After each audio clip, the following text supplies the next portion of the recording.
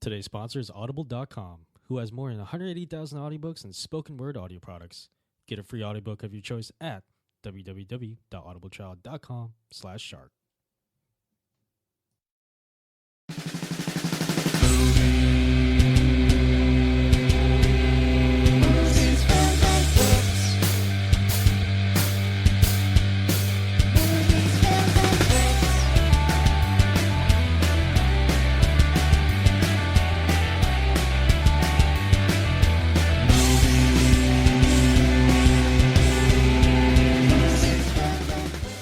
Welcome to the Movies, Films, and Flicks podcast. I'm your host, John Loswell.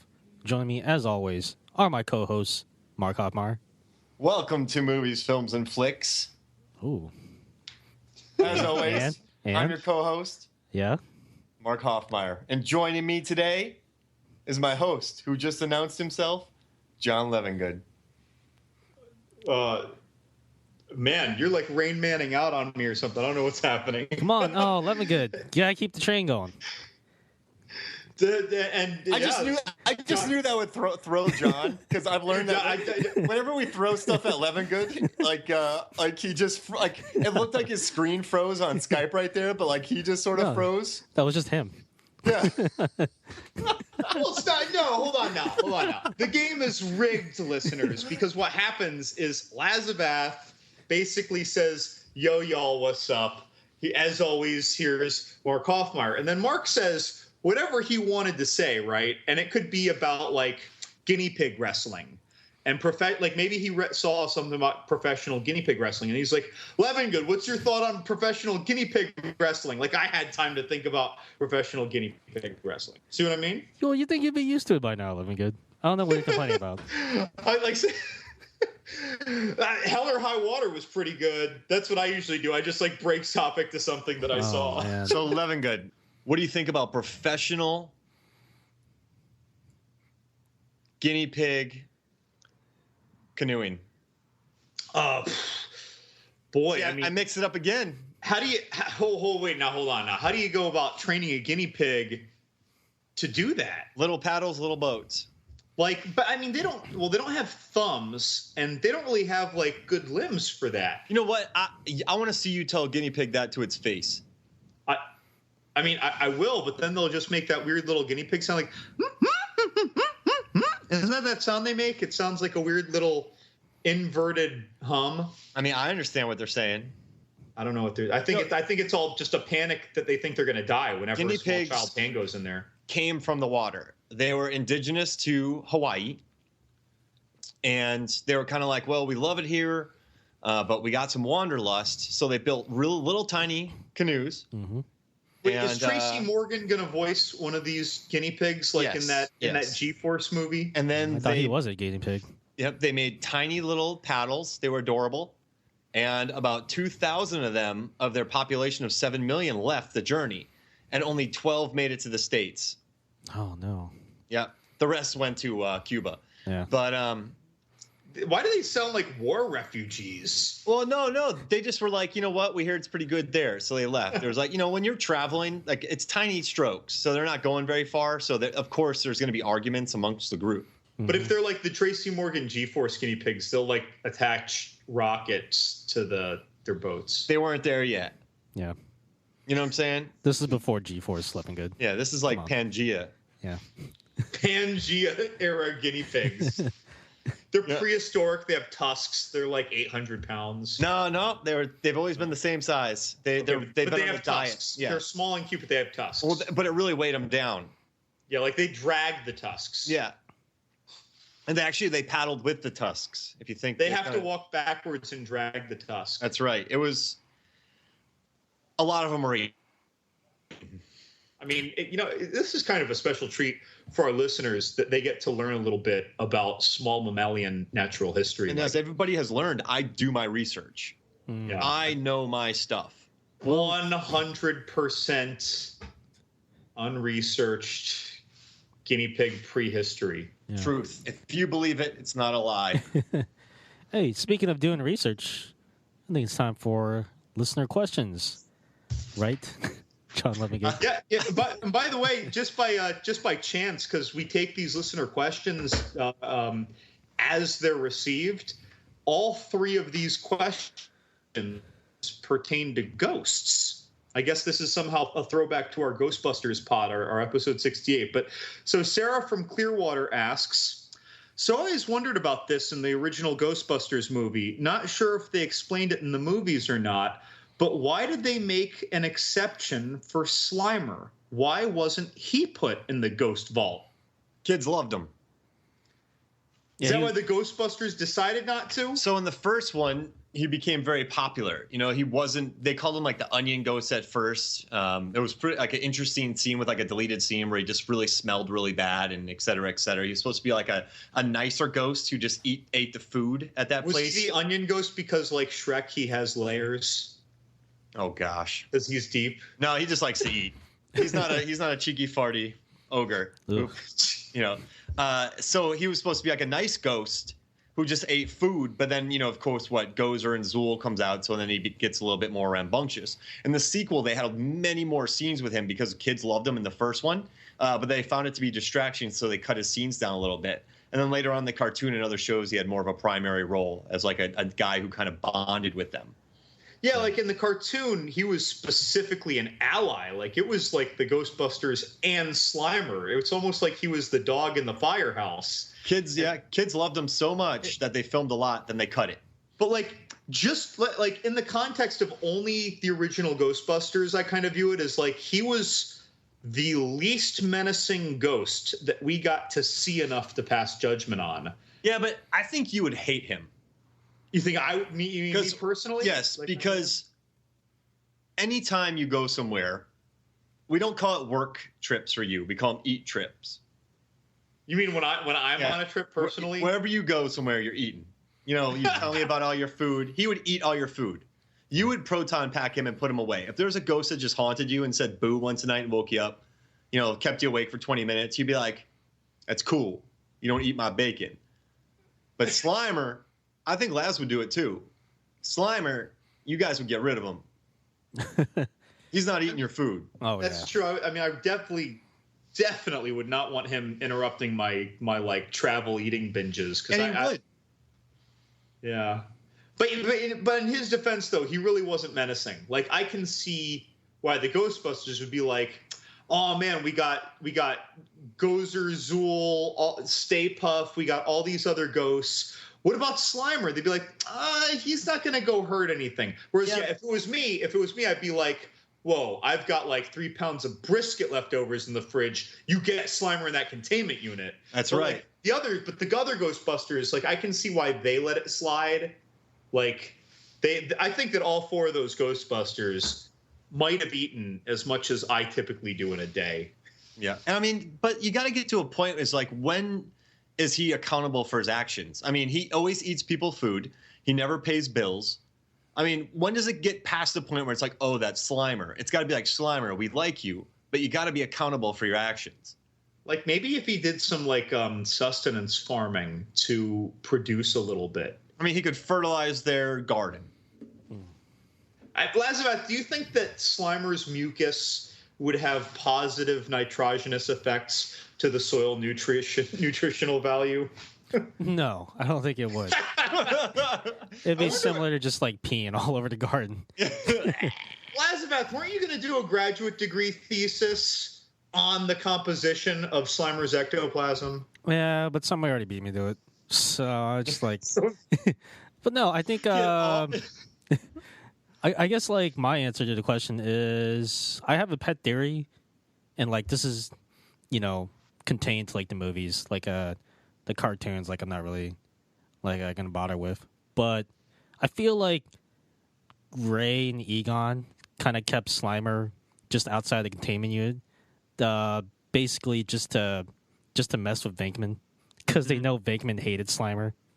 They named him Slimer to mess with Venkman too. Like that was the nickname. Yeah. Like, so the nickname was to annoy Venkman. Yes. And in both movies, or both of the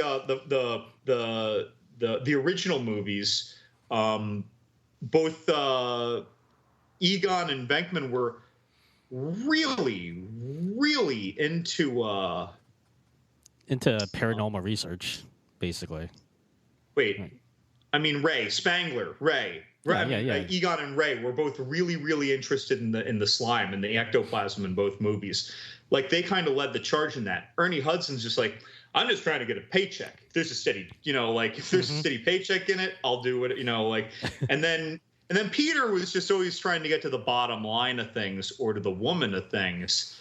Like so, I mean, so I guess they wanted those little ectoplasmic dribbles around. But yeah, they named him Slimer to mess with Venkman. Yeah. I think you just almost answered a question, Lazovath. I almost answered it. I didn't cross the line though, because I knew that would that'd be paramount to crossing the streams. That's And right. We don't do that here. We don't do that here on Mucus Films and Flicks. Mucus Films and Flicks. Mucus plasma news. The theme song, she's like.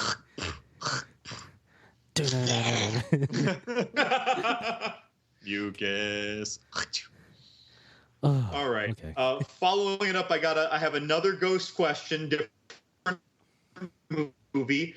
Neil from Greenville asks, if the girl from Casper died, what kind of ghost would she be, and would she date Casper? I mean, does everybody become ghosts in the Casper world? Yeah, right? She became a ghost briefly. And then she went away. It's been a while since I've seen Casper.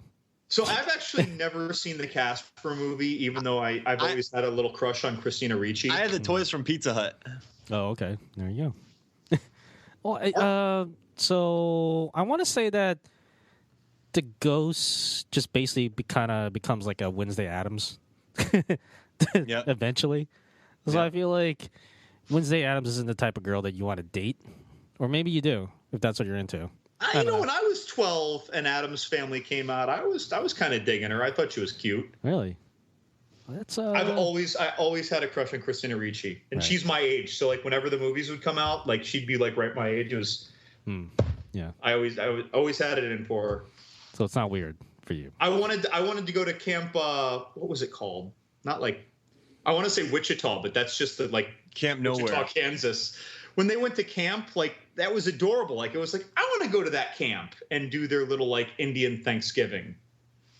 Yeah, it's tough. She's young. She's a ghost.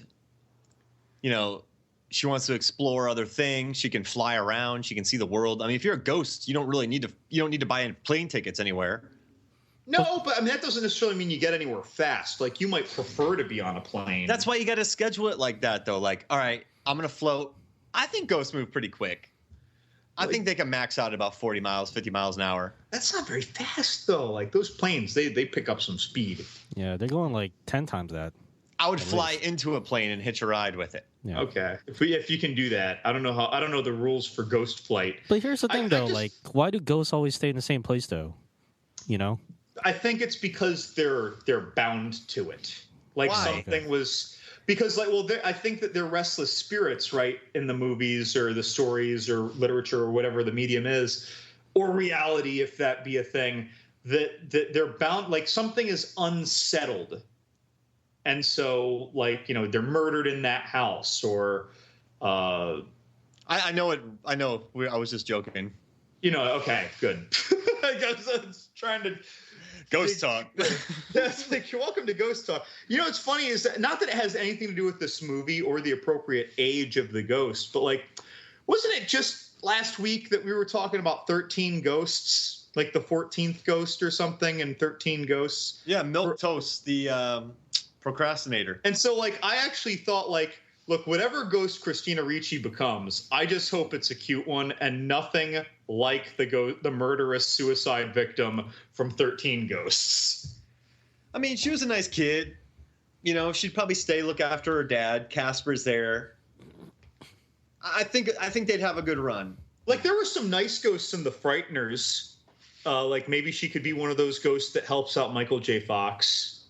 I like that. And hopefully doesn't get ghost assassinated by a buck-toothed Jake Busey. Yeah, I don't like that though. Jeez. I mean, I'd give him 2 years. Yeah. I'm not an expert in ghost relationships, so I'm gonna have to go with you. 2 years. 2 years. Go with give them 2 years. Yeah. And then they try to rekindle it. Nope, they realize this was a mistake. So she's going to come back as a friendly ghost. She's going to date the kid for 2 years, and then she's going to go date some friend of his. Well, no, she probably just wants to figure herself out, and he's keeping her back. He was a friendly ghost, but now he's the awkward. He's in his teens, he's in his tweens, he's getting kind of sullen, and she's like, "This isn't what I signed up for." I want to have my own identity, and you are just happy chilling in this house. There's a world out there, Casper. I got to see it. Nice. What holding me back? So the answer to this question is 2 years tops. 2 years tops. Okay. All right. Well, thank you for those wonderful listener questions. Sorry we didn't answer them, at least in the way you wanted us to. But maybe now you'll know better. But please keep sending us questions. Yes, please. All right, Mark, I think it's time to get to the topic of the day, right? First and foremost, I just want to tell everyone that Mucus Films and Flicks is not responsible for any injuries that might occur because of this podcast. We are giving advice, and if you do all of these exercises safely, you will still die. What? You will still die. Yeah, probably, or get arrested. Yeah. But just be smart, okay? Whenever you're doing this stuff, just be smart. All right, so I am not taking any liability for this. You know what I mean? Yeah. I just want to get that out of the way. I'm not taking liability either. What could we be talking about that's so dangerous if they were to emulate this, Mark? I want our listeners to become ripped, in shape. I think that everybody on this planet, and to do that, though, I think everybody on this planet is different. We all like to exercise differently. Some of us like to watch Rocky IV, and that's it. Some of us like to recreate the montages from Rocky IV. Some of us like to watch boxing. Some of us like to box. So I'm going to give you cinematic workout tips from movies that will 100% get you ripped. So, if this was the infomercial, this would be on at 1 a.m. right after the 6-minute abs. Yeah, and let me tell you something, guys. I believe in you. And you know what? Even if you don't want to start working out, at least read this post, all right? And while you're doing it, maybe do some arm circles. Maybe burn a couple calories, all right? So go to the website, read 13 cinematic tips to becoming ripped, burn a couple calories. You'll laugh. Laughing's good for you. But just don't be eating anything when you're laughing, and then you might choke and then sue us. Now these tips, though, they aren't so simple as you want a big chest, go do some bench pressing. No. This requires 0 gym memberships. It requires really few weights. It requires people. It requires breaking into homes. Very large logs. Dancing, straight up lying, beer, knee braces. I mean, basically everything you need. It's easy. You could do all these at home. I mean, honestly, maybe people should just take a few notes of their favorites and then just get started right at the end of the podcast. Yeah, and no gym memberships. I'm here to save you guys money. All right, so no gym memberships, no nothing. But these are 13 cinematic. Well, maybe it could be like a P90X situation where every time they go to work out, they just fire up this episode. Yeah, just fire up this episode and listen to our voices. So, the listener questions from before, those are the warm-ups. Yeah, we're getting into the intense part now. Yeah, and so after John freezes up when I call on him, that's when you got to start using your workout systems a little bit. You got to start stretching a little bit more. Yeah. Listener question 1, start doing some light jogging. Listener question 2, start doing some arm stretches. All right, some jumping jacks. Some shoulder crosses, some upside down flapjacks. All right, some upside down flapjacks. Some 1, 2, 3, 4, 5, 6, 7s. You know what I mean? Some kickback switchbacks. All right. So when they're done, and now we're talking about this, you're getting everything together. You're gathering your weights. And so here's where we're going to start. All right, guys. You guys ready? Oh, I want to know what my first set is. All right, so your first set. Okay. You're going to go outside, right? And you're going to work on your intervals. Interval training means, sprint, jog, like a Spartan race where you run, you stop, you do obstacles, you stop, you do an obstacle, you run, you like intervals. So from this movie, Run, Lola, Run, you're going to sprint like you just robbed a bank or grocery store. Oh, okay. In the film Run, Lola, Run, it stars Franca Potente. It's from 1998. And it's this great little film where this woman, there's 3 different runs, 3 different scenarios where she has to get money. And it involves robberies, grocery store robberies, bank robberies. But there's 3 different runs during the film. So, like, you know what I mean? You got to be able to, like, sprint, jump, dodge, duck, and dip. Like, so go outside, right? And just pretend like you just robbed a bank and the cops are chasing you. It's interesting that you bring up Franca Potente because when you brought up sprinting, it made me think of Jason Bourne. Because Matt Damon was saying in interviews about those Bourne movies how he had never sprinted so much in his life. And Franca Potente was in the first one, right? Yep. So she was sprinting the streets with him. Yep. And she had to do, like, her whole movie's Run, Lola, Run. Like, she's like, run, Lola, run with Jason Bourne away from Interpol. And yeah, and this is a lot of running. Like, if I saw you and I went, run, John, like, that's just like a little jog. But if I went, run, John, run, like, that's like double. If I even look at a treadmill, I get upset. So I'm probably not going to do that. So go outside and just pretend like you're robbing a bank and just start sprinting. Okay. It's like your getaway driver already started to leave because they got nervous. So you have to sprint after the car. That's right. You got your legs hanging out of them. All right, so this is great. You're sprinting, then you like, all right, so run 100 yards, hide behind a trash can. And then when you're running back to your house, right, run back to your house. Get a 15-pound weight or something that weighs 15 pounds. And you are going to start another workout called exaggeration curls from Anchorman. Now, do you not want to work out because you're afraid what people will think? If you answered yes, you should do a Ron Burgundy and confuse everybody by doing exaggeration curls.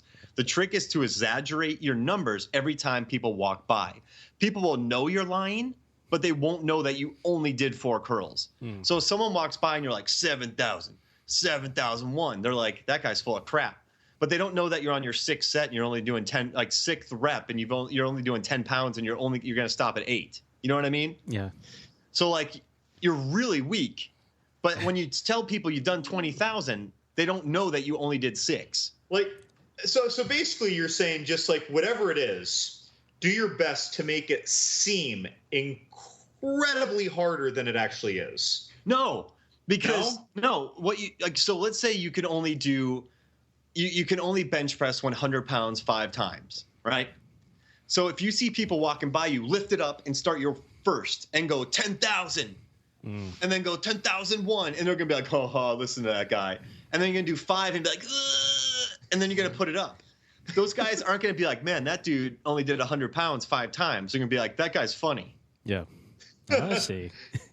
So you're not making it look harder. You're just lying. See, I had this backwards in my head. Like I was thinking about like Sylvester Stallone arm wrestling and Over the Top, where like he snarls so hard you think his eyeballs are going to pop out of their sockets. No, this is just, you can only do 5, but you tell people you did 10,000. I feel like you just described how every single gym bro ever describes their workout to someone who didn't just see it. Yeah, bro, you should have seen it, man. It's like, oh yeah, are you done with that? Yeah, I just did like 89 sets. It's cool. You can have it next. Yeah, and so they're gonna be like, he's lying, but we don't know. Yeah, like he could have sat down and just did 1 set. He might have did 5 sets. He's saying 89. I don't really know what the differential is. Exactly. So no one's gonna know. It's like in Jersey Shore. Hold on, wait, bear with me here. The show Jersey Shore, right? All these guys are just inflated ripped, right? But whenever you see them at the gym, you only ever see them like on the treadmill. You ever notice that? If anyone who's watched the show anyway, like you only ever see them at the treadmill when they say GTL Gym Tan Laundry. You never actually see them bench pressing or using those inflated muscles. Like, so basically, whatever they did to get those muscles is all talk. Like no one has witnessed any of it. It's like they're the skulls with their secret society rings, and they only lift in the presence of other skulls. I think I'm onto something. I'm just saying. I'm trying to imagine the guys from Jersey Shore, like as part of the skulls, like they're on the Yale campus. I'm an unconventional guy, all right. Like I don't like dumbbells, but I'd really like to get my biceps big. Is there any other kind of curling in your method that would work for me? Let me think. Let me look through my workout here. So you want big biceps, right? Huge. All right, well, there's two things you can do. You can wear a knee brace. Okay. Knee brace will get my biceps big. Yep, like in Dark Knight Rises, because he has literally done nothing for 7 years, 8 years, 9 years, and he straps a leg brace on, knee brace, boom. Everything's cured. That's true. Like, and all of a sudden, he didn't look like he ever skipped a set of sit-ups in the morning either. That's right. Didn't he kick a hole in the brick wall after he put the knee brace on? Yeah. So, I mean, if you go from walking with a cane and falling down when someone kicks it out, and then put a knee brace on and you're kicking through concrete walls, that's going to affect you everywhere. All right. Sure. So if Van Damme in Kickboxer had just put on a knee brace, he could have kicked down that banana tree in one kick. Man. Nobody would ever have to train if they just wore knee braces. Because like in what was it, in Kickboxer, he kicks that thing like 89 times before that tree falls, and like his leg is all messed up, like he's like limping away. Puts on the knee brace, boom, one kick, he would have punted that thing. You know that movie, right? So he's like, kick down this tree. JCVD puts on a knee brace. You cut later to like 10 minutes later, and every tree on the property is kicked down. His fight with Tong Po would have been one kick. He would have Los Lobo'd his head into outer space. Los Locos. Mm-hmm. All right, and we've talked about this before, but you could just do Corona curls like in Fast and the Furious. I gotta tell you though, you like when you say the Corona curls, like I like the more powerlifting mentality that I saw in Beer Fest, where those two bodybuilders are on a treadmill running with a barrel over their head with the tube, like drinking the beer while they run, holding the whole keg over their head. I would never recommend that. That's too much. You know what I mean? Well, I mean, that's kind of like I'm talking about getting the powerlifter approach. Yeah, I'm talking about getting people to, this is a start. This is a after they practice sitting in patio lawn chairs around a barbecue drinking Corona for a couple of years, then they can move on to the treadmill, pony kegs. So we're not going straight professional, here's a syringe filled with Vita Rays. Yeah. We're just getting we're getting your gym membership. We're making sure you go 3 times a week. No, not even a gym membership, because I think sometimes people go out and they buy $500 worth of exercise equipment, right? And then they're like, I'm going to exercise. And they exercise once, really way too hard, and they get really sore, then they never exercise again, and all that's a waste. So everything here is cheap. And the more you like it, the more you can build upon it. So, all right, so now we have a little foundation if you're doing these workouts. What's our next step? All right, so you have your Corona, you have your knee brace. I think the one thing that you really got to start doing is building endurance, right? You need to be able to have some cardio. So you need to carry around a little Jedi or broken android on your back. And that's from The Empire Strikes Back. Like just go through your garage, you got all this stuff you don't use, like just dust off an old android. Yeah, I mean, so in Empire Strikes Back, Luke has Yoda on his back, and he's training for like 3 minutes, and he becomes a full Jedi, right? That's because he was running around with a little Yoda on his back. Chewbacca, he needs to get his exercise in. So when C-3PO gets blown up, he puts him in a little knapsack and puts him on his back and walks around with him. And then and he runs later on with him. In Thunderdome, is that how Blaster got so big, by walking around with Master on his shoulders all the time? Yeah, that's I think you just got to carry people around. You know, like remember when C-3PO had that little, or R2-D2 had that little barge tray on him in Return of the Jedi? He got ripped. Yeah. That was the best shape R2-D2's ever been in. So, like, if you're planning on hiking the Appalachian Trail or being pretentious on a mountain in Nepal, I recommend you train for it by carrying something on your back. Lazareth, next time I'm in town, I'm putting you in a backpack. Hey, I'm carrying you. Yeah, that's right. Yeah. Just if we're, it doesn't really matter who's carrying who here. Yeah. We just should not try a Luke Skywalker front flip while we're carrying the other person. Maybe it's like fitness by osmosis. Just by us being in contact with each other, we both become like super fit. And Luke did that front flip right with Yoda, like kind of knapsacked on his back. Yep. Like he was doing that through sludgy swamp terrain. Yep. And like that's an extra hard jump because it's that spongy swamp ground. And the best thing about having a little Jedi on your back is if you look at the picture on movies, films, and flicks, it looks like Yoda's giving him like a shoulder massage while he's running. So not only are you running, but you're getting like a Jedi shoulder massage. Right? Honestly, if I was running like a marathon, I would love it if I had like a back rub like halfway through. Yeah. I feel like that would give me like a second win, you know? Because he has those little hands. Like he couldn't deep tissue on my traps. I don't think he could do it. I mean, without the Force. He would get like those little spots though, you know? He could hit those little spots. And he has that little cane. Yeah, that's like true. he could like dig in the hard to reach. You know, he could like be poking you. Or he'll use like some force lightning and just kind of shock certain areas.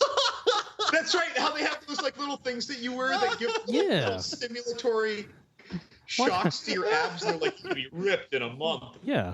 And he would be looking at the runner next to you going, yeah.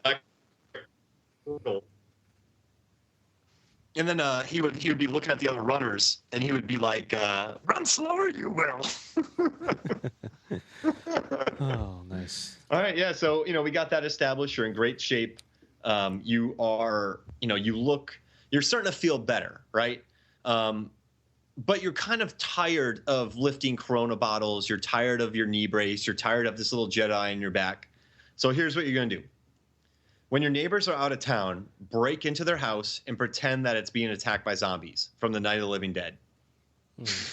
Okay. When I think of that exercise, I just feel like, you know how like if you're helping someone with a home improvement project, if you're not used to it and you do a whole lot of hammering, like your delts and your forearms get a little tight. Yeah. But see, that's pretty leisurely. Like you're kind of like, it's leisure. You're trying to do it right. But you break into their house, right? And you got to board up all the windows, the doors, everything. Like that's speed. You got to time yourself. Like you got to break everything apart quickly and hammer fast. I think that I'd be that guy who screws it up. Like when I try to do like the one or two hits of the nail, like the nail would just bend and it would screw up. See, I don't know why people just pulled up the stairs and hung out on the second floor. It's good thinking, but I mean, they didn't have that luxury to really think about that. Like they've got zombies upon them. Yeah. See, like, so, in your head, just kind of like play some really loud music and pretend like zombies are attacking and then just board up everything. You're going to be really tired after that, but wear gloves and a mask and don't let the cat out because you're not that big of a jerk. Yeah. Yeah. All right. But I mean, once you're done boarding this up, your blood's going to be pumped. You know what I mean? Boy, I mean, yeah, I'd need to take a couple days to relax. I feel like my grips would be hashed after that. Yeah, exactly. So you're letting your legs, you're letting your arms kind of go because you got some calluses, you got some blisters. So what you're gonna do is you're gonna become an actor during that time, right? And you're gonna get cast as Wolverine. As you do. Yeah, Wolverine, he had quite a change, didn't he, going from musical theater to Logan. Yeah. So you're going to have to be ripped for, like, he's been ripped for about 20 years now, I feel like. No, since like 2000. Yeah, so about 16 years. Well, in that first movie, he didn't really look like he ever did more than like a Stairmaster. Yeah, so then like, the progression will be amazing. So you got you kind of look like him, like he does in the first X-Men movie now. Then you get it, boom. Yeah, he's in. You know who else actually? I mean, he was already big, but The Rock has gotten bigger in his 40s and late 30s than he was in his 20s and early 30s as a professional wrestler. Yeah, but now he has a small army cooking meals for him. Still, he's like 40 pounds heavier than I think when he was a wrestler. He's huge. So what do you think, Laz? Become an actor? I mean, yeah, that could work, or it could go the other way. You can end up as DJ Qualls, Christian Bale, and The Machinist. Yeah, but every time Christian Bale shrivels down his body again, because he's done a shrink wrap and inflation like 3 times. Yeah. Every inflation is bigger than the previous inflation. They called him Fat Man when he first started on Batman Begins because he got so like puffed up. And then he had to lean out a bit. But like, you know what else? Even without lifting the weights, like, so you got Kate Beckinsale, right? Who's about to do her I guess she's filming, or they already finished filming, maybe even the 5th Underworld movie. And then you got Mila Jovovich, who is on her 7th Resident Evil movie. And every time they do that, even if they fell out of shape a little bit, they have to get back into that shape or similar shape. And they're in their 40s now, these women, right? Yeah. They're both like 45, aren't they? So basically land a franchise. I mean, yeah, that's just it. It's not just getting into acting. It's landing the franchise. Otherwise, DJ Qualls would look like the Mountain.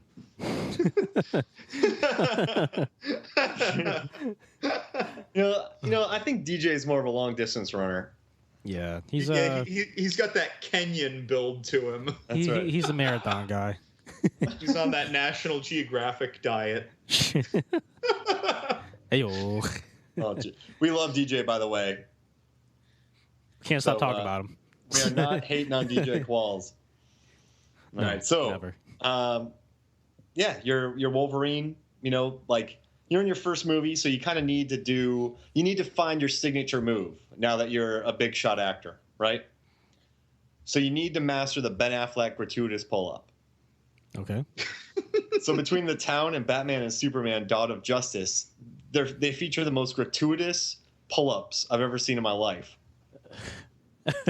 In The Town, he does sad pull-ups.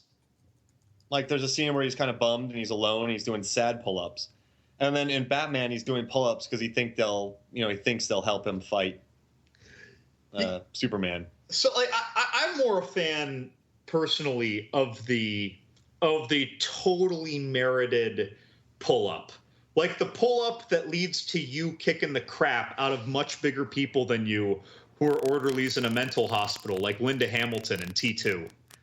Like she does her pull-ups, and then she just kicks ass of the whole floor. Yeah, and they kind of just let her do it. I mean, she's always taking people a little bit by surprise. These guys, they're much bigger than her, but still, like she's got to go full force and nonstop. It's like that movie. Not that it's a good movie, but that Jennifer Lopez movie, Enough, and when the thing that got Krav Maga kind of on the map. She's like, what do I do when he comes at me? He says, attack. And she says, then what? And he says, never stop attacking. And that's Linda Hamilton in her pull-up mode. That's right. She's always going. You know, like Joe Manganiello in What to Expect When You're Expecting. It was totally gratuitous, but remember he's doing pull-ups and he's talking to like all these dads. And then like he reaches in his pocket to pull out his phone. And he's still doing pull-ups now with one arm, and it's just, you know, a total like little green screen trick. But like he's doing it just as easily. See, those are cheeky pull-ups. I mean, that dude's huge though. He can do some pull-ups. I think like, that was a fake screen pull-up. You got to do sad pull-ups. I mean, the grueling pull-ups. No, like you live in Boston and you're alone, and you just do pull-ups because you got nothing better to do. Yeah. And then you dress up as a nun and light cop cars on fire. That's the pull-ups I recommend. Yeah. What were the pull-ups he was doing in Batman vs. Superman? They were just like, hey, I worked out a lot. I need to be shirtless for a scene. They were definitely grumpy. Yeah. Oh, yeah. He looked grumpy, too. Like he was doing the tire. Like, I mean, imagine working out to fight like the most powerful being on Earth. Like he didn't even need to work out. Like, honestly, what do you set your goals to? You're like, some people are like, I'm going to do 1,000 pull-ups over the course of a day. Batman was like, I guess I've got to do 1,000,000 pull-ups today. Yeah. I wish they would have played that song "Breathe Me to Life" from Evanescence, like they did in Daredevil during that scene where he's working out in Batman vs Superman. Oh. It's probably already on YouTube. Yeah. Wake me up. And then, did Demi Moore do pull-ups in G.I. Jane? I assume she did some pull-ups. Yeah, absolutely. But She probably did some pull-ups. She was pretty tough in that. I think pull-up, we're past that. And I was going to recommend push-ups, but, ever since Jack Palance did City Slickers and he won the Oscar and did one-arm push-ups, and then Demi Moore in G.I. Jane started doing the one-arm push-up, that's where it's at. So what about the cock push-ups? Yes. The but pick of destiny. you can only do one. Right. So, I mean, Yeah. good tenacious D. Yeah. Okay, listen. If you're capable of those, I recommend them. Right. Just be careful. Right. All right? Don't do them backwards. Actually, I think now is a good time to take a break because since we're talking about cock push-ups, I'm really just in the mood to do some right now. Ooh. Yeah. Wish me luck, guys. Yeah. All right, guys. Well, I mean, you go up, and then it's a very slow descent. Yeah. All right, guys. We'll be back in a little bit, and wish me luck. Ow. Hey, podcast listeners, Robert here, along with Kyle. What's up? And John. Hey.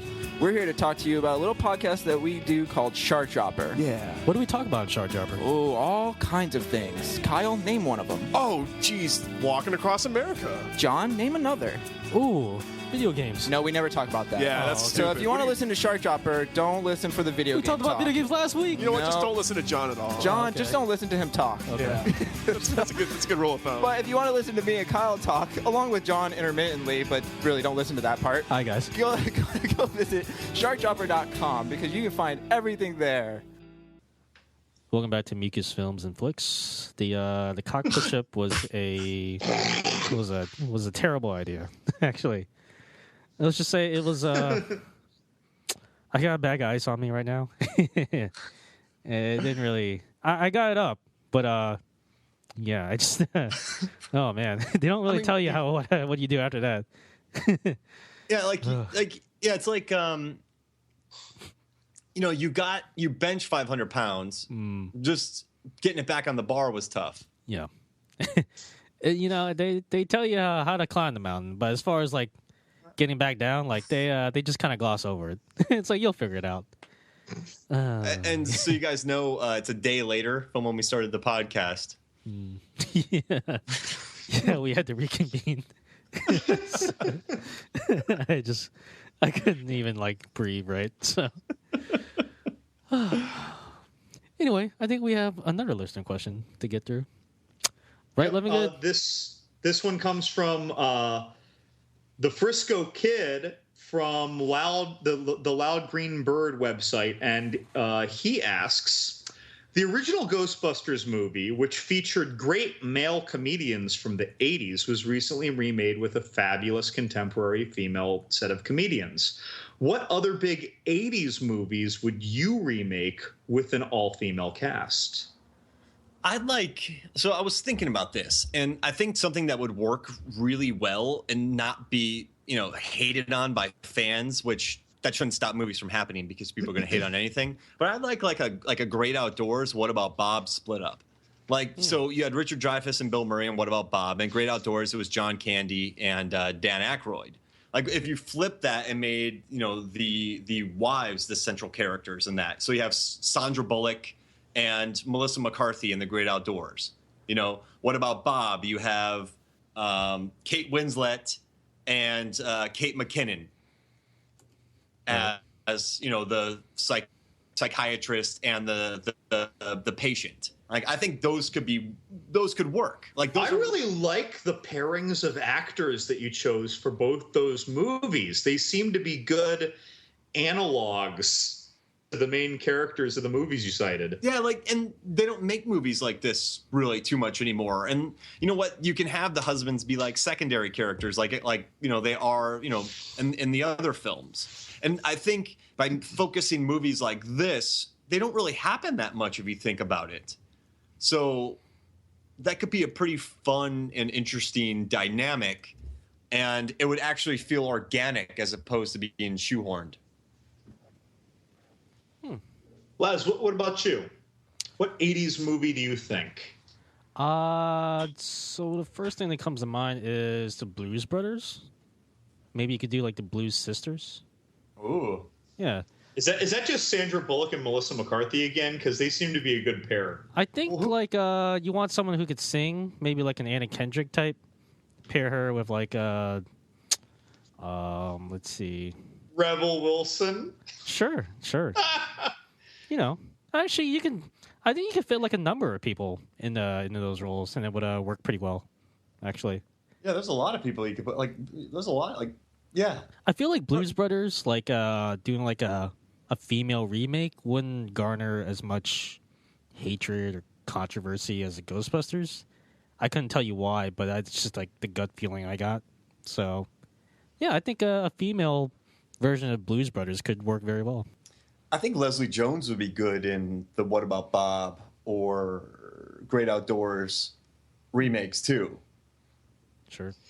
I feel like in What About Bob, she would be the psychiatrist's like friend, like his like, you know, who has a vacation house next door, who talks about being sympathetic to his patients and how he's so great with his patients, and then she like witnesses how bad she is with her patients when they actually are around. I'd like to see her be the psychiatrist and have Kate Winslet be the patient. Oh, you know what? I think we're focusing exclusively on comedic actresses, but what about like just regular actresses like Mary Elizabeth Winstead? I feel like she could do a comedy pretty well, right? Oh yeah. Yeah. Well, I mean, Yeah. I just like Mary Elizabeth MEW very well. So, I'm not saying it. I'm not saying three names every time. The Mew. Yeah, the Mew. Dude, so Mary Elizabeth Winstead. Winstead. Yeah, Man, who am I talking about now? I'm talking about, I mixed up Ruth Wilson with Mary Elizabeth Winstead. it happens. You know what I was thinking the other day? This is a random aside, but The Man from U.N.C.L.E., like, I like the movie, but I hate spelling it. The man. Because the yeah. U period N period It's a nightmare. uncle.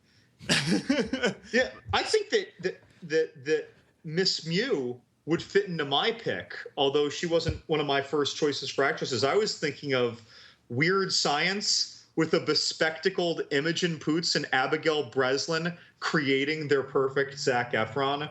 Well, they're doing a Splash remake where Channing Tatum's a mermaid.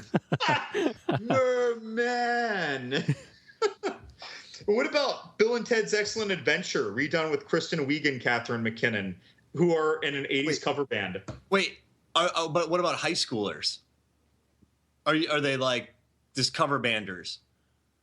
They're just cover banders. They can be their own age, and they're in a cover band, and it turns into Nell and, I don't know, another woman named... So I'm trying to think of things that rhyme with Ted. But like that, I mean... But Mary Elizabeth Winstead would fit in any of these things, come to think about it. She would fit well in these kinds of roles that we're talking about. Or Ferris Bueller's Day Off, like Anna Kendrick or something. But she's probably too old to play a high schooler now. She's too short to play a human as well. Oh, brother. She's so small. I think Matthew Broderick's 2 inches taller than her. They're a couple hobbitses. Let's see. What other Still comedy? cutie though. Back to the Future? Winstead in Back to the Future? Sure. I could see that. What about Brie Larson? I think And I could see McKinnon as a young Oh! Doc. Yeah, Brie Larson, yeah. I feel like her and MEW are pretty interchangeable. Like, I know it sounds kind of bad to say, but that's kind of the truth. Like, I feel like they're just very similar. I feel like you just like switch them in and out, and just be like the audience would be none the wiser. Wait, you know. There's Brie Larson and Allison Brie. Allison Brie's from Oh, Community. yeah. Brie Larson's the Oscar winner. Yeah. Well, both of them, any of them. I think Allison Brie should be in the Raging Bull remake. Oh, that'd be interesting. Okay. Her is Jake LaMotta. Yeah. Yeah. That's a good question. Thank you, Loud Green Bird, Mr. Meeker. Yeah. So what would you say the answer is to that question? Catherine McKinnon as Doc. MEW. Oh yeah. Oh, okay. Yeah. So Yeah. MEW. Mm. Well, that does it for another wonderful listener question. Mark, I think you were about to finish up the second half of the movies, films, and flicks workout podcast episode. So, all you listeners, it's you've had your break. It's time to bust out the yoga mats again and get ready. So, All right. Well, since you said yoga mats, I'm going to go to Master Movie Trailer Yoga, and that's from Edge of Tomorrow. So in that film, Emily Blunt plays Rita Vrataski, one of my favorite action characters of this decade. Amazing character. But when we're introduced to her, she's doing movie trailer yoga, which is basically yoga that just looks cool during a movie trailer. yeah. It's like yoga that was only written into the movie so that it could be in the trailer. Yeah, so like to show off, Emily Blunt's guns. And so you should learn yoga, right? But only learn the yoga that looks cool. And then you should rent a shop on a square, right? And say yoga classes, but you're not open and you're just doing cool yoga. So when people walk by, they're like, man, that's a cool move. Yeah. This makes me think of like when Van Damme in his really old movies would basically be doing something that superficially looks like a kata or a tai chi set of movements, except he's flexing so hard while he does it, he looks like he's about to pass out. Yeah, like that, that's movie, karate. So I think movie yoga, it's relaxing, but it also looks cool. Yeah, like Van Damme, whenever his shirt is off, I feel like he's perpetually flexing and sweating. Yeah, and so I just think, and also, so once you're done with the movie trailer yoga, you're loose, you're fit, you're happy. You got a good acting role. You're gonna, if you land in a franchise, right? You're gonna be doing spin kicks. So the one thing you need is you're gonna have to do the splits. So you're gonna have somebody forcefully make you do the splits, like in Bloodsport. So that hurts so bad. John, I'll call you up and you'll rig me up in something that looks like a torture device, and then you'll just make me pry my legs open. And I'll just be pulling this rope to tear your groin muscle open. That's right. Like your groin tendons. He suffered through that in 2 movies. They did that in Bloodsport and Kickboxer. He got rigged up with ropes. Yeah, I mean, people just like hurting him. Maybe Van Damme's just into light bondage. And then also, once you're done with that, you need to develop creepy Tai Chi. He does do the creepy Tai Chi. Which is in Roadhouse. So basically, you'll go to a cabin, and you'll find some creeper's house, and you'll just do Tai Chi in front of it. Just like in front of a stranger's house? Yeah. Oh, I'd be calling the cops. Because remember in Roadhouse, in front of my house, Patrick Swayze's doing all this like these shirtless Tai Chi, and there's the villain, just staring out his window at him. He's like watching him the entire time. Like he could be doing it for 2 hours, and that villain's just watching him. So you know what I'd do instead of that is I would go in front of the villain's house. I'd lay on the ground without my shirt, and I'd have a Thai man up in a tree drop a coconut 40 feet onto my abs. What do you have, like a whole bag of coconuts? That's a serious workout right there. Yeah, that swallow flew over. But see, when like a movie's on, right? Like when Shawshank's Redemption's on, I keep it on. I want my Tai Chi to be so graceful that when people walk by me, they just watch me for 2 hours. You know what I mean?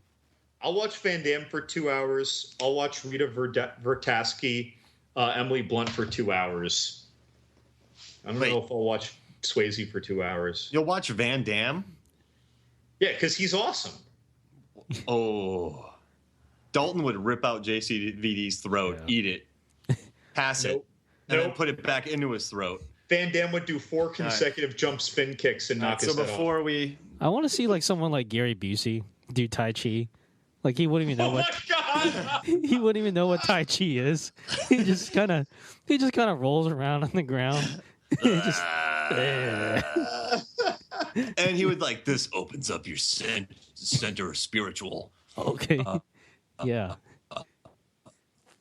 Listen, man, you're kind of trampling all my petunias. Really, this combination of Tai Chi moves. Yeah. The next workout is to get John angry about JCVD movies because he just starts hulking up. You should have seen him when he was defending JCVD films. I love those movies. Exactly. So the next one is break your arm and get it put into a cast. Oh, that's a great workout. So it comes out and it's like all vascular and sweaty already. Because if Rookie of the Year and Fast 7 have taught us anything, it's that casts make you stronger. You know? Yeah. I think so. So The Rock literally exploded a cast by flexing. And then in Rookie of the Year, Henry Rowan-Gardner, or Gardenhoser, or Rutabaga, he got his arm put into a cast, and he developed an amazing pitching arm. So, obviously, break your arm. Yeah. Definitely, yeah. That's or break it off and get a mechanized Ninja Turtle arm like Charlize Theron did in Fury Road. Or Luke Skywalker. Get your arm cut off. Yeah, like just lop off the whole thing and you get a super replacement. Two words, android arm. And it's all about that android. Crushing power, man. Like Ash did. Oh, yeah. He crushed that iron goblet like it was nobody's business. So movies have taught us that losing your arm is like no big thing. No, in fact, you'll probably come back stronger. I mean, as long as you're the hero of the movie or the supervillain, you come back tougher. If you're an ancillary character, you're just a cripple. Well, the man with one arm from The Fugitive? Oh, yeah. That was, when he and Harrison Ford were like in that grappling tussle, I was kind of convinced that one-armed dude was really just that tough. Yeah. So movies, that's proof. He must have been doing exaggeration curls double time with that one arm. That's right. So once your arm is stronger and you've exploded out of the cast, I recommend you carry logs around, like in Commando and Rocky IV. But I'm not talking about regular logs. I'm talking about trees. Like what the mountain took 3 steps with. Or in Commando, Arnold's carrying a tree on his shoulder. Yeah. That, boy, and that was like, I don't think I believed that, but it was an awesome, awesome scene. Like, he is literally carrying a tree in Commando. Yeah. Maybe it's just because I like alcohol, but I just keep thinking of like kegs and oil drums. Like, I think of Bolo Young when he was throwing oil drums around in Double Impact.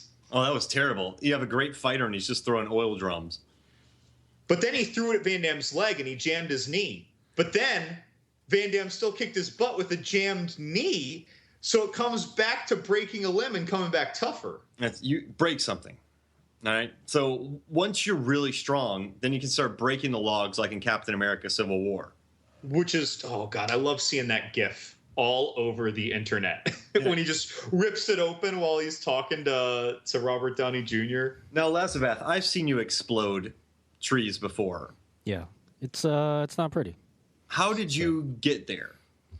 I started small. I started with petunias, tulips. I moved on to green onions. How long did it take for you to like break apart the green onion? I mean, it's kind of embarrassing to admit, but it took me like a week for me to finally break through that first time. But like, listen, first time you break a green onion, it's just all downhill. Like, it's just totally easy. There's nothing. Is there a lot of tears? Yeah. Just tears from the onions themselves, and also the sweat just flowing into my eyes. But yeah, you gotta start small. I think eventually you move on to bigger stuff. So the green onion is the eureka moment.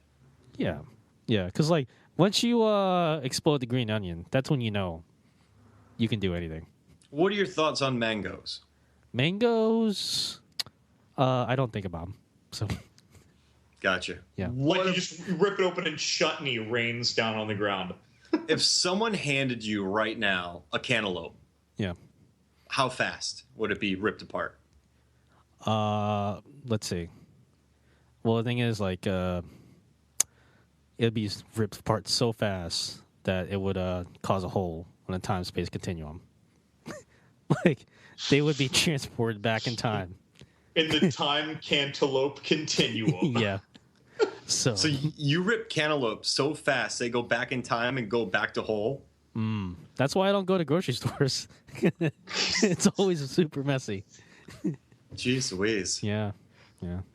Laz is tough, though. I'll bet that if Laz swung an axe at a tree, it would be like Abraham Lincoln Vampire Hunter, and he just like cut through the whole tree with one swing.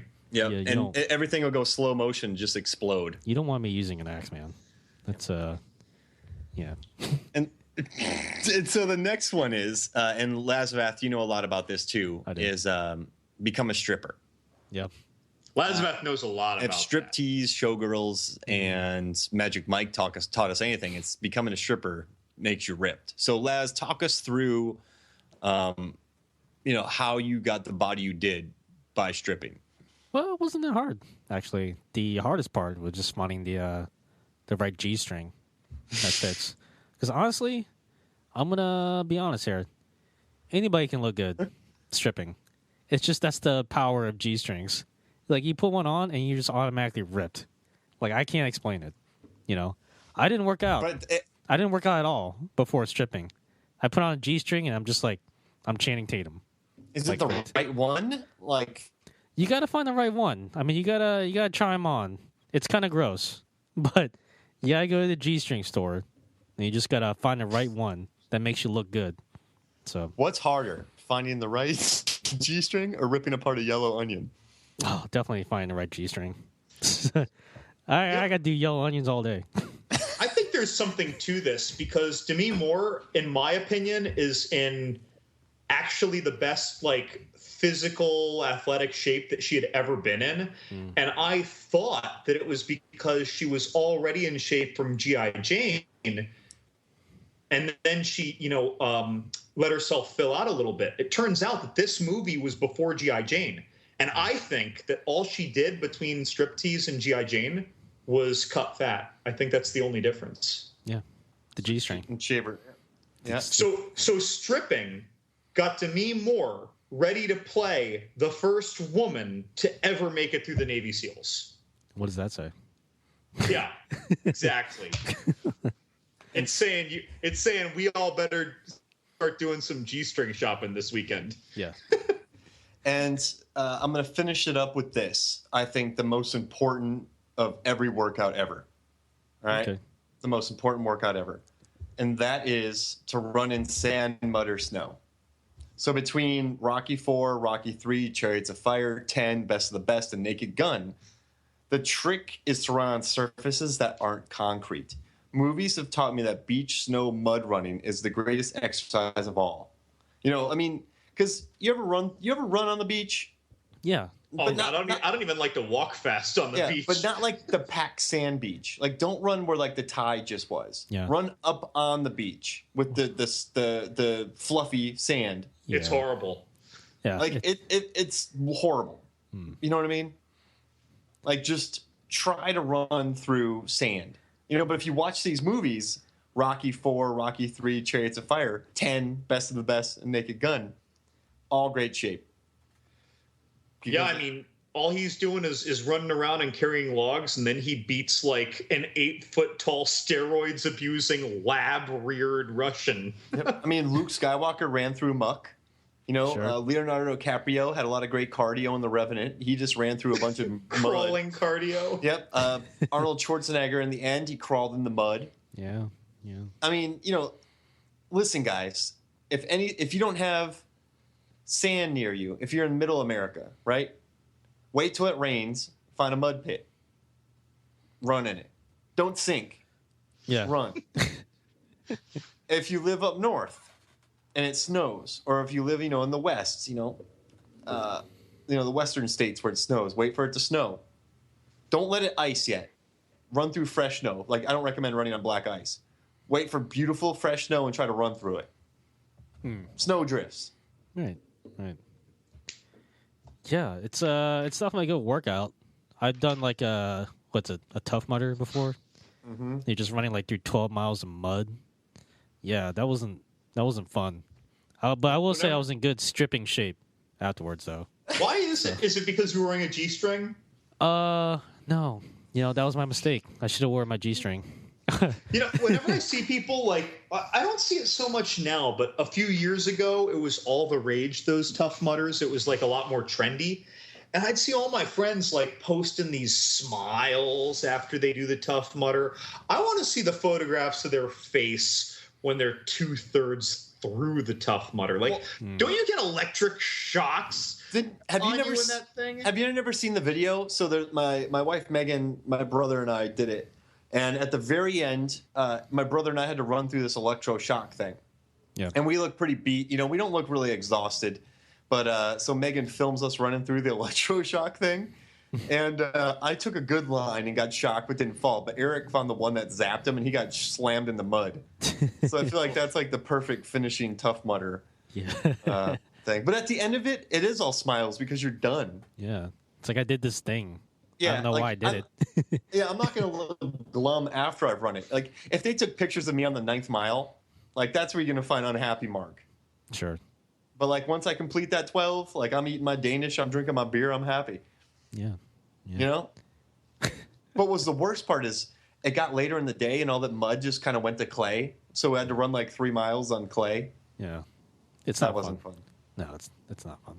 That wasn't cool. So, guys, I just want you to know, I think most importantly out of all these is to wear a knee brace. Start with that. Sure. Actually, knee brace and a G-string. I think that's all you need. Yeah. Yeah. So, you know what? I think you should follow some of these steps, but if you just want to do those two, I think you're in good shape. And if that's one takeaway you get from this podcast, you're welcome. Sure. All right, guys. So I guess before the workout episode is almost done, are there any last second kind of cool down plugs you want to make?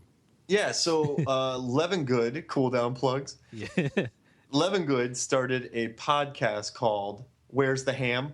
Yeah. Inside me. And every week he has a friend hide his ham. Wait, I don't like this game. So they go to a place and they hide ham. Yeah. Right? They put in a little cooler, a shopping mall, a grocery store, a movie theater, flea market. This one Whole from Foods. Awesome. This one from Awesome to very. And so basically, it's John losing his mind hunting for ham. I'm losing my mind just considering the possibility of someone hiding my ham. In this bucket of ham, there's a dye pack that's going to explode. And so John has to find his ham in 30 minutes or his ham gets dyed. I don't like this game. Yep. And there's been 3 episodes. I will say that the last episode was my favorite when you had to find the ham at the Jewish food festival. Oh, God!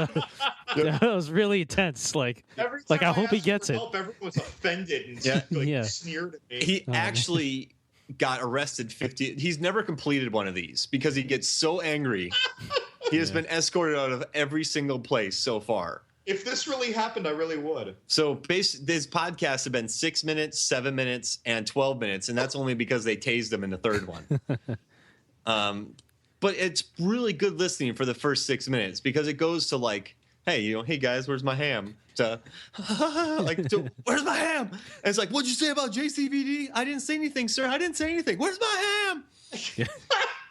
This sounds accurate. I can't wait to listen to the next one where it's based on Die Hard with a Vengeance, where you have to go through New York City and like your friends telling you over radio like any obstacles. I think there's a water jug puzzle that you have to solve, right? To get the ham. Yeah. And there's like he has to break into places and steal gold. Yeah. Yeah, I mean it's really exciting, and I'm really looking forward to the water park one. Yeah. I think that'll be next week. Yeah, I'm really thrilled for that. And so you listen to the Die Hard with a Vengeance, the water park. He has one that's actually in an elevator, but it's just out of his reach, and he freaks out in 3 minutes. Why is it just out of my reach? Because they know exactly how you like. Even when you jump, you can't get it. When you use a step ladder, and you just can't get to it. And so it's staring you in the face, and you actually had a breakdown in 73 seconds. He just collapsed on the floor, and there's 12 minutes of heavy breathing, and that's the podcast. I do like ham. Yeah. So, yep.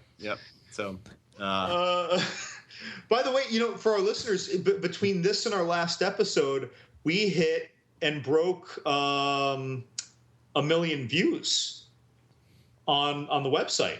Yep, we're Nice. cruising. 1 million views. So, yeah, I mean, to start from terrible Dolph Lundgren reviews to where we're at now, man, and we're getting more and more every day, and it's growth.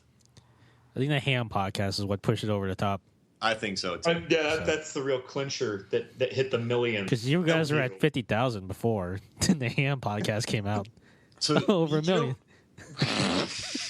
My favorite one is Last of Athens, where he has to find a piece of ham in a needle stack. Oh my God, that's like Saw 2 when she gets pushed into the tub of syringes. Yep. Like, that would be me. I'd just be raging through it like a barbarian, not feeling pain yet. Because you can see the ham, obviously. It's like right in the middle of the needle stack. It's just like, oh, man, I just don't want to go in there. But your ham's in there, so that's a tough decision. Yeah, I mean, this is a great show, and it's pushed us to the next level. Yeah. Yeah, I mean, so that would make it like the 89th Shark Dropper podcast from Shark Dropper Studios. That's right. Okay. I think that's enough plugs. And thanks to Bill Meeker, the Frisco Kid, for that listener question, because he does a lot of reviews too, and he's supportive. He likes our stuff. So and I read his material too. So Loud Green Bird, check him out. Sure. All right. I think that does it for this week's episode. I'm all worn out. I'm tired. I'm sweaty.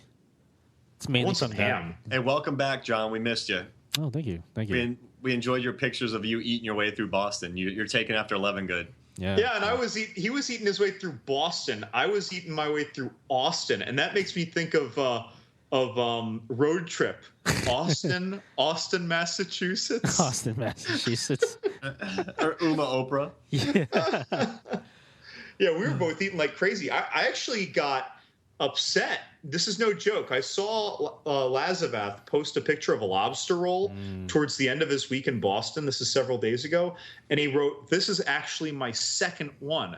And I said, "You mean today?" And he said, "No, in the trip." I'm like, "No, that's a fail. It should be like in that sitting." No, you gotta pace yourself, man. Lobster rolls are they're good, but they're light. I could eat 8 of those a day without flinching. They're good. Go to Boston and eat the lobster rolls. Listen to our next podcast without flinching. Yeah. Please. I could take a shot to the gut without flinching. I can take a coconut drop 40 feet high by a Thai trainer without flinching. I haven't flinched in 6 years. I never flinch. I don't have eyelids. Yeah. So far, they flinch on every episode. For my co-hosts, Mark Hoffmeyer, Where's that ham? John Lemigood. 2 for flinching. I've been your host, John Lossoff. Thank you so much for working out with us. I've just been so worked out today. It's crazy. But yeah, we'll see you guys next time.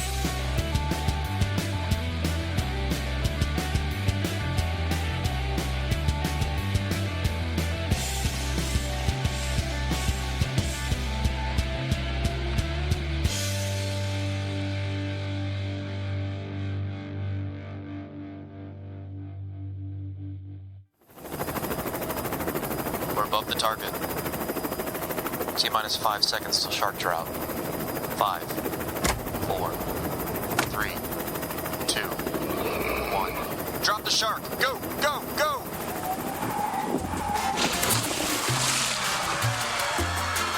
This podcast is a Shark Dropper Studios production.